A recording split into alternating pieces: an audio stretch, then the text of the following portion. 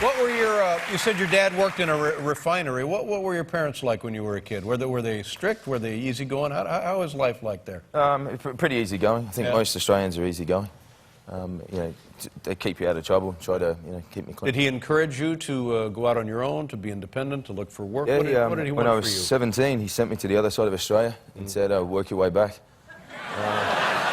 Sent you all the way to the east coast of the country? To Cairns, which is up the northeast of Australia. And work your way back. Now, does that mean literally what he said? Well, I got off the plane with about $400 that he gave me and said, and that's it, and then you kind of run in the deep end, so you do whatever job you can to head back home. Wow. Yeah. So quite an adventure. Must have been thrilling and also full of trepidation for you, right? Absolutely. I was 17. I think, you know, and I knew straight away that, you know, I had to get a job, so I got a job on one of these like bike rickshaws, which was well known in Cairns. Like a pedal cab? Like a pedal cab, that's it, yeah. And I had the problem was I had an unfortunately sized woman as the first guest. And at 17 with my chicken legs, I couldn't get her up the hill, so it kind of ended pretty quickly. Couldn't get her up the hill.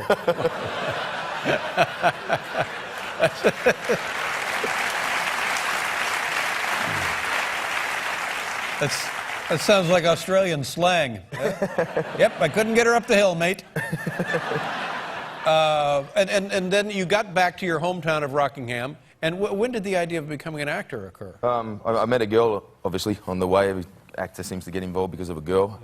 And she wanted to audition for the Premier Drama School, where like Mel Gibson went and stuff. And I auditioned with her to cheer her along, basically for moral support. Except I got in, she didn't. And oh boy! She dumped me a week later, but you know, so that's what you take. So you began studying acting and took to it readily. And then how do you get from? I mean, I know practically how you get there, but what's the move from Australia to the United States? What was involved there for you? I had a solid career for about 10 years. I was doing stuff in Australia. Yeah. What kind of things would you do there? You do everything: movies, TV, anything to pay the bill. And then, but got to a point where I kind of was a bit disillusioned with myself. And kind of sold everything I owned and went to start again. And got in the car, drove, and then a week later I get an audition for a movie they wouldn't tell me the name of, the director, anything. Did the audition.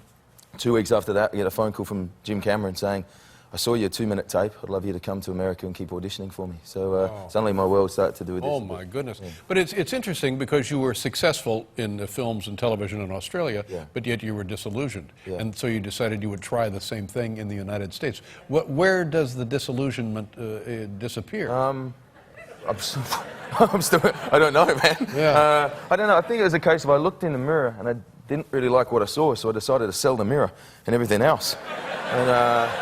And there's a poem by Rudyard Kipling that says if you risk it, if you grab up all that you own and you risk it all on the pitch and toss and you lose and start again at your beginnings, then you sir are a man. And I thought, well, I'll take that to heart. Yeah. You know, that's great advice, honest to God. I mean, who really has the courage to do that? But that really is looking straight into the essence of your being. Yeah. Well, It is. for you. It's nerve-wracking, yeah. Turned out all right. Luckily.